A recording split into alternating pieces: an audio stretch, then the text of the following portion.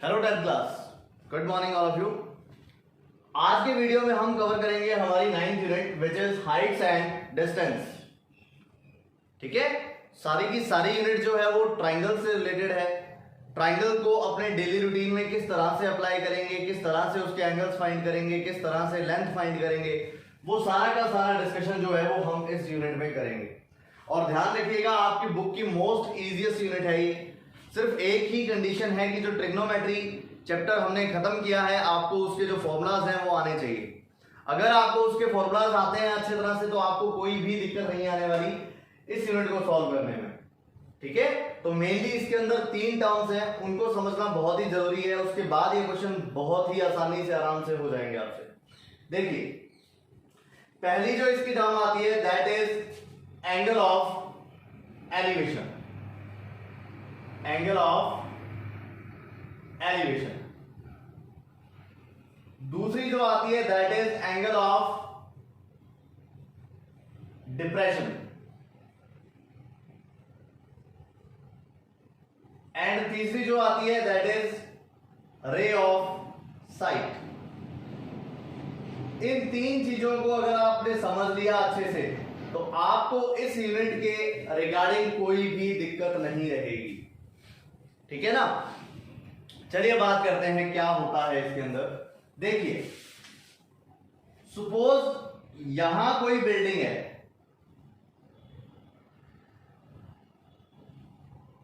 ठीक है, यहां पर इसी बेस के ऊपर कोई एक आदमी खड़ा है, से यहां पर कोई पर्सन है, ठीक है। ये जो आदमी है वो इस बिल्डिंग के टॉप को देख रहा है, ये टॉप है ना, तो ये जो आदमी है वो इस बिल्डिंग के टॉप को देख रहा है। समझ गए बात। अब देखो क्या फर्क है। सपोज मैं इस तरह से खड़ा हूं, यहां से अगर मैं बिल्कुल सीधा देख रहा हूं तो ये मेरा आई लेवल है।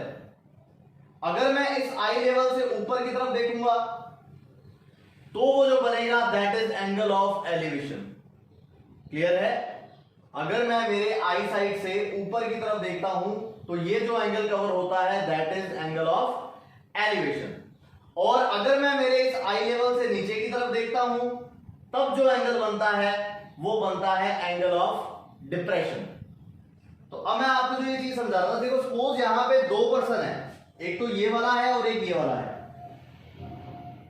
ठीक है ना। ये आदमी इसको देख रहा है, ऊपर वाले पर्सन को, तो ऑब्वियसली इसका जो आई लेवल होगा वो इधर था पहले, और ऊपर देखने के लिए उसने क्या किया, अपने आई लेवल को ऊपर कर दिया इस तरह से।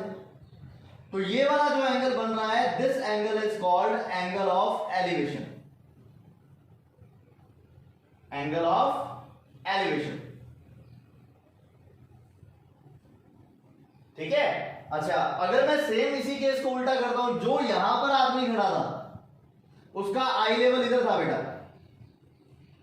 सही है, क्योंकि वो बिल्डिंग के ऊपर खड़ा है, उसको इस तरह से देख रहा था वो। तो मतलब ये क्या करेगा, अगर इसको देखेगा तो इसको कहां देखना पड़ेगा, नीचे की तरफ। तो मतलब ये वाला जो एंगल बनेगा that angle is called angle of depression. Clear.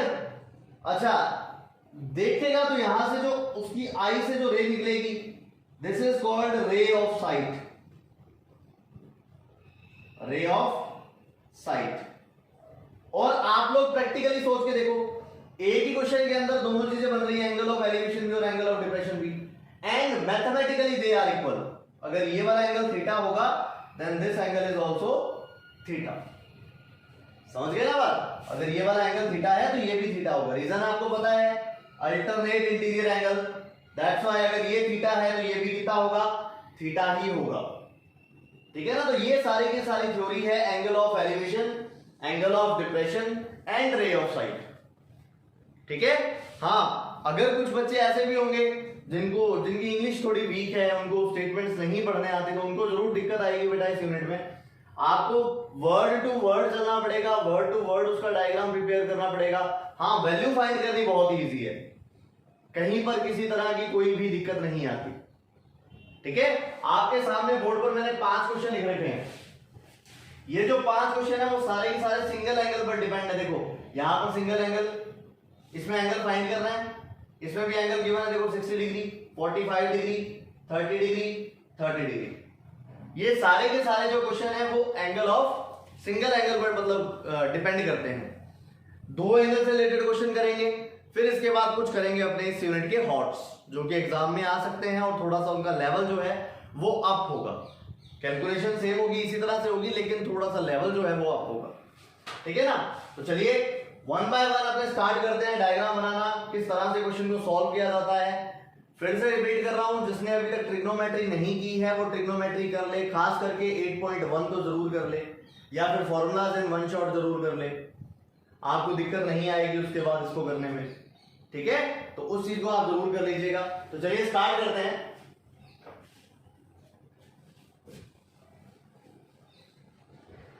Look at the question बेटा। थ्योरी आप लोग खुद लिखेंगे इसकी सारी की सारी, बिकॉज थ्योरी लिखेंगे तो वीडियो बहुत ही ज्यादा लंबा हो जाएगा और बोर भी हो गया आप लोग।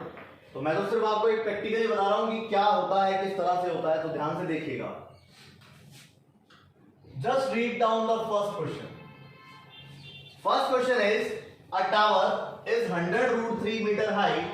Find the angle of elevation of its top from a point 100 meters away from its foot. Question is asking for a tower. Tower कैसा होता है? वर्टिकल होता है। हॉरिजॉन्टल टावर तो किसी ने नहीं देखा, टावर होता है हमेशा वर्टिकल। तो ये मैंने एक टावर बना लिया which is 100√3 metre high. This is height of this tower. Here, चलिए 100 metre high, find the angle of elevation of its top.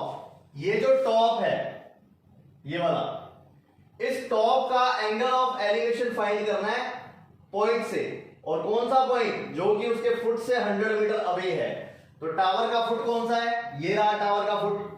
इससे 100 मीटर अवे कोई पॉइंट है बेटा, ये लीजिए, ये मैंने बना दिया इसे 100 मीटर अवे कोई पॉइंट, यहां पे यहां पॉइंट है बेटा वो वाला। वो कह रहा है कि टावर के टॉप से इस पॉइंट का जो एंगल ऑफ एलिवेशन है, एंगल ऑफ एलिवेशन मतलब इस तरह से, सही है ना?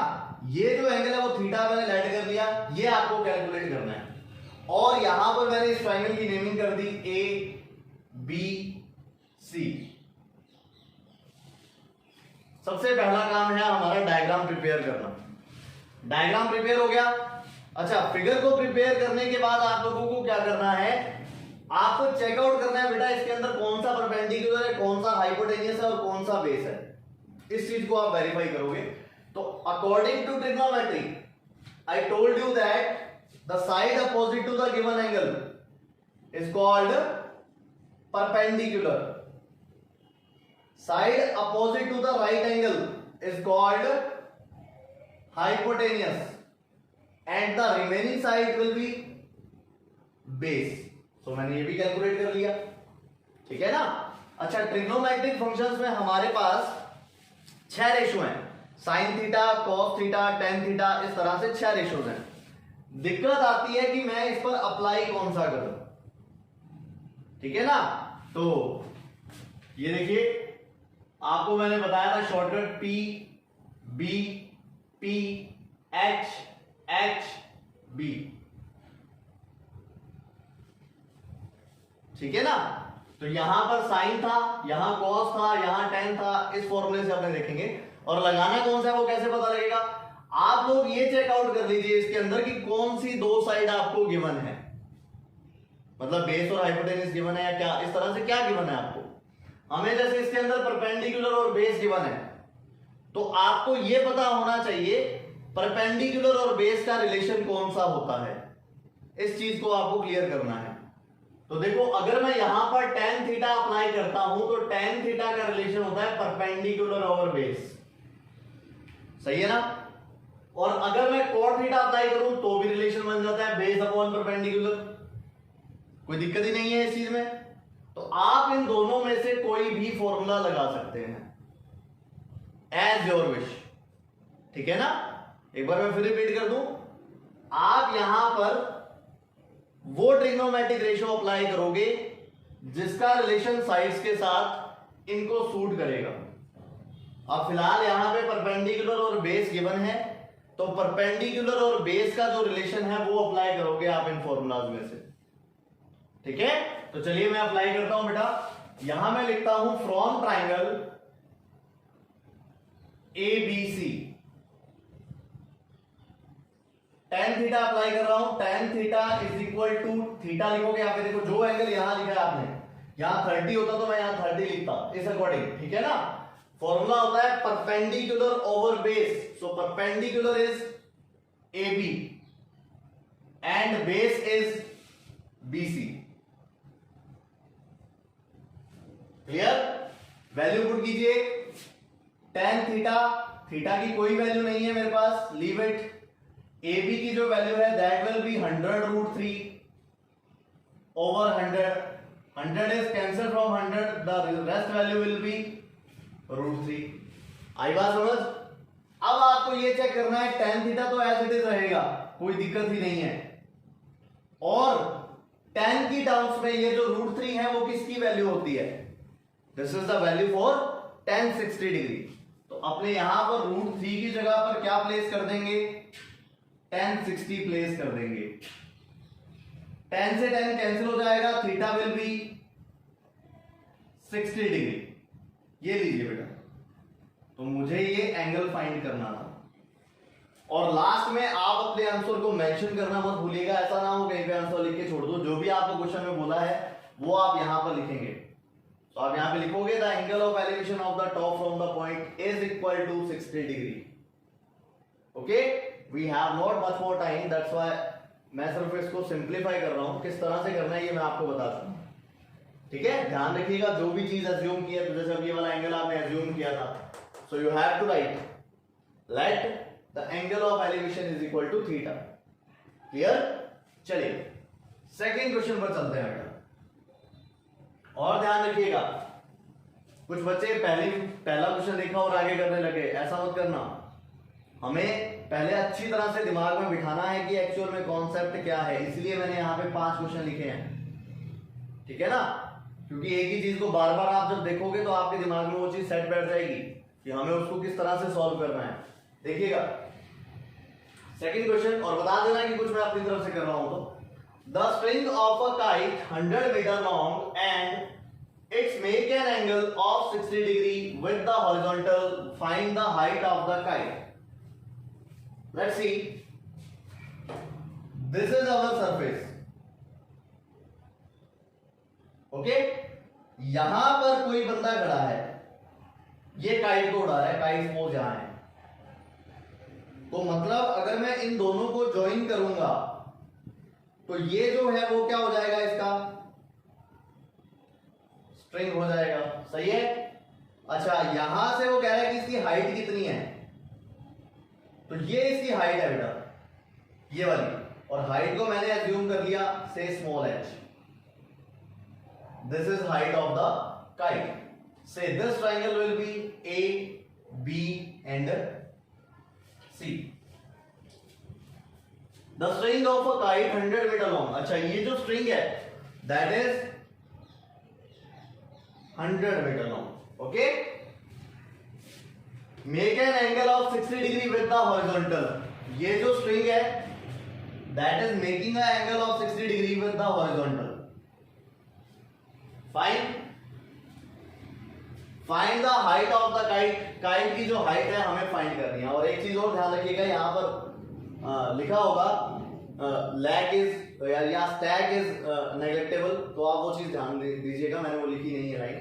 ठीक है ना, स्टैक का मतलब यहां पर इस स्ट्रिंग में किसी तरह का कोई झुकाव नहीं है, वो सीधी की सीधी बिल्कुल टाइट है।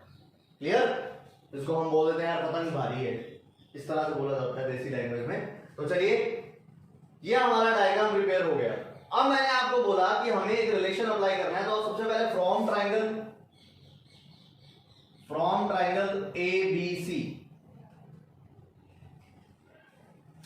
ठीक है ना, हमें क्या करना है, हमें एक ऐसा रिलेशन फाइंड आउट करना है जो इस साइड को और इस साइड को सेटिस्फाई करे। तो एंगल के अपोजिट क्या होता है बेटा? Perpendicular. This one is hypotenuse and this one is base.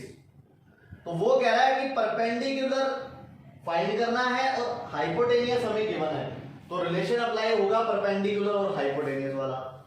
वो यहां से होता है बेटा, देखो ये रहा, sine theta is equal to perpendicular over hypotenuse. समझे बात? तो चलिए मैं यहां पे अप्लाई करता हूं। साइन थीटा, थीटा की जगह पर मैं सी लूंगा बेटा इस बार, क्योंकि एंगल मुझे सी गिवन है, साइन सी। परपेंडिकुलर ओवर हाइपोटेनियस मतलब ए बी ओवर ए सी, ये लीजिए ए बी ओवर ए सी। सही है? वैल्यू पुट कीजिए। जब आप वैल्यू पुट करोगे then it become sine C is equal to A B की वैल्यू कितनी है?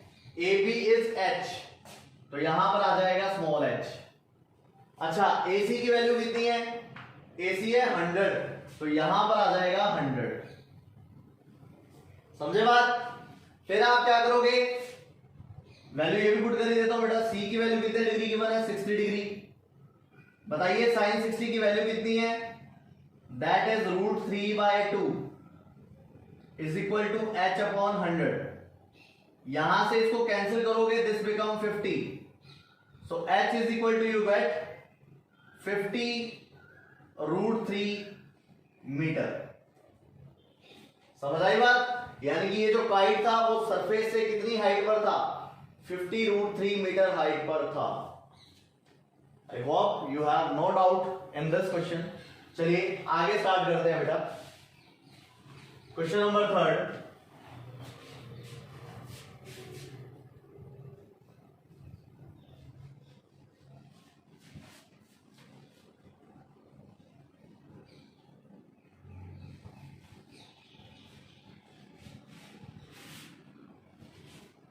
Let's see on the question number 3. What is the question?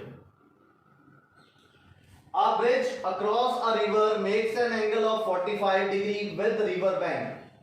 If length of the bridge across the river is 150 meters, then find the width of the river. आपको मैं बता दूं most important question है exams के point of view से, और सबसे ज्यादा गलती होती है इस क्वेश्चन में। ठीक है ना? तो देखिए बेटा किस तरह से इसको सॉल्व किया जाएगा। क्वेश्चन नंबर 3 इज, यहां पर हमारे पास एक रिवर है, दिस इज अ रिवर। ठीक है, दिस इज अ रिवर। एक ब्रिज है अक्रॉस द रिवर, तो यहां पर बेटा ये जो ब्रिज है ना वो इस तरह से है।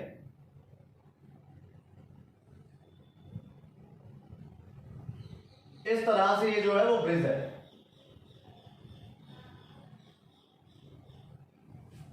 ठीक है, और बैंक का मतलब किनारा, तो ये जो ब्रिज है वो इसके साथ कितना एंगल बना रहा है? 45 डिग्री का। और आपको इसकी जो विड्थ है वो कैलकुलेट करनी है। विड्थ का मतलब ये सारी की सारी विड्थ हो गई, ये हमें कैलकुलेट करनी है। तो आप इसको कुछ भी एज्यूम कर दीजिए। सपोज मैंने कहा कि एस, ठीक है ना, विड्थ है तो डब्ल्यू भी लिख सकते हो, स्मॉल डब्ल्यू लिख लीजिएगा as your wish. Small W लिख लेता हूं मैं। तो small W is the width of the river, ये वाली। इसको मैं ट्राइंगल दे देता हूं ए बी एंड सी। और उसने कहा है length of the bridge across the river is 150 metre, मतलब रिवर के ऊपर ऊपर जितना ब्रिज है ना उसकी जो लेंथ है वो 150 मीटर है। मतलब यहां से ये वाली जो लेंथ है वो कितनी है? 150 मीटर, यहां तक ये 150 मीटर है। सो दिस इज द डायग्राम। ठीक है, चलिए सॉल्व करते हैं बेटा। मेथोडोलॉजी आपको पता है, from triangle what? From triangle A B C. अच्छा चेकआउट करो बेटा क्या दिया हुआ है, क्या फाइंड करना है। तो 45 के सामने परपेंडिकुलर है वो हमें फाइंड करना है, और हाइपोटेनियस हमें गिवन है, दैट्स ऑल। तो क्या वैल्यू अप्लाई करोगे आप लिखोगे sin c is equal to again perpendicular over hypotenuse, that's why AB upon AC. Value of C is 45 degree. AB W late किया है हमने, और AC की जो वैल्यू है that is 150. समझ आई बात? अब यहां पर sin 45 की वैल्यू थी 1/√2, इक्वल टू W ओवर 150। समझे? फिर अपने क्या करेंगे, W की वैल्यू फाइंड करेंगे तो that will be 150 upon root 2। Rationalise करना जरूरी है, so root 2 and root 2, the value will be W is equal to what, 75 root 2 metre. So this is width of the river. बताइए hard है क्या?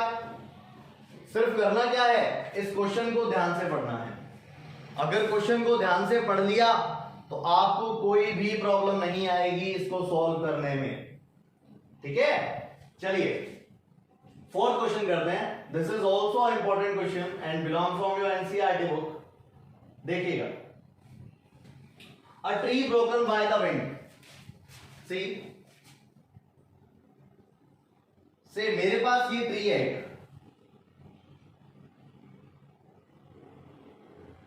ये tree है बेटा, ये हो गया हमारा surface, this is our surface. चलिए, टेढ़ा बन गया क्या? हाँ,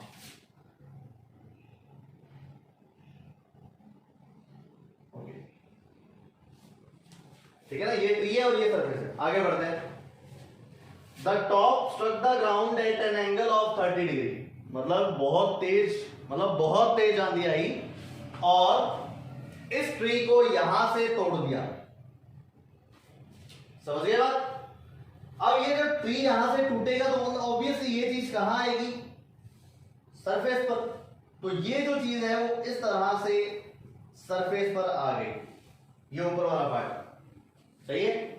अच्छा, मैंने लेट कर लिया, ये जो हाइट थी इतनी, वो तो हो गई h1 और ये ऊपर वाली हो गई h2। तो उसके अकॉर्डिंग ये वाली हाइट नीचे गई है, तो मतलब अगर ये h2 है तो ये भी कितनी होगी, h2। और आपको बोला है top stuck to the ground making an angle of 30 degree with the horizontal. ये वाला जो एंगल है वो कितना है, 30 डिग्री। और देखते हैं, at the distance 30 metre from the foot. ये जो टॉप था वो ट्री के फुट से 30 मीटर दूर स्टक हुआ था। मतलब ये जो इतनी लेंथ है वो कितनी है, 30 metre. So this is triangle A B and C. और आपको बोला हुआ है find the height of the tree. मतलब मुझे ये कंप्लीट वैल्यू चाहिए। किस तरह से फाइंड करेंगे, लेट्स सी। देखिएगा, in triangle ABC first of all पहले मैं h1 कैलकुलेट करता हूं बेटा। अच्छा, इस h1 के अकॉर्डिंग ये परपेंडिकुलर है, 30 के सामने है, और ये बेस है। परपेंडिकुलर और बेस का जो रिलेशन है दैट इज tan थीटा। तो आप लोग यहां पर अप्लाई करोगे tan थीटा। थीटा लिखोगे या क्या लिखोगे, tan c लिखेंगे। Okay, perpendicular over base. Perpendicular कितना है, AB, और बेस कितना है, BC। सो यहां पर आएगा AB ओवर BC। समझ आई बात? चलिए वैल्यू पुट करता हूं बेटा, सेपरेट सब सभी की। tan as it is 30 degree यहां आ जाएगा। AB की वैल्यू h1 है, BC की वैल्यू 30 है। तो यहां से tan 30 की वैल्यू हो गई 1/√3 is equal to h1 over 30। आप लोग फाइंड कर लीजिएगा, मैं डायरेक्ट लिख रहा हूं। h1 की जो वैल्यू है that will B tan√3 metre. सही है बेटा? सिमिलरली सेम रेशो आप एक बार फिर से अप्लाई कीजिए h2 के लिए। अगर मैं उसको h2 के लिए अप्लाई करता हूं तो अकॉर्डिंग टू h2 हाइपोटेनियस मुझे फाइंड करना है, बेस मुझे गिवन है। तो what is the relation between hypotenuse and base, that is cos theta. So you have to apply cos C is equal to base upon hypotenuse, that's why BC upon AC। ठीक है ना? अच्छा, cos C की value कितनी है, 30 degree. BC की value कितनी है, 30 AC क्या है, दैट इज H2, सही है ना। cos 30 √3/2 होता है बेटा, तो मतलब H2 की वैल्यू कितनी आ जाएगी, 60/√3, हम कह सकते हैं 20√3 मीटर, सही है। फाइंड क्या करना था, हमें फाइंड करना है टोटल हाइट, तो आप यहां पर लिखोगे total height of tree is, दोनों को ऐड कर दो बेटा, क्योंकि टोटल हाइट क्या थी, H1 प्लस H2, तो जब आप 10√3 प्लस 20√3 करोगे दैट बिकम 30√3 मीटर। आई बात समझ। तो इस तरह से आप ये वाला क्वेश्चन जो है वो सॉल्व करोगे, ठीक है। लास्ट क्वेश्चन देखिएगा,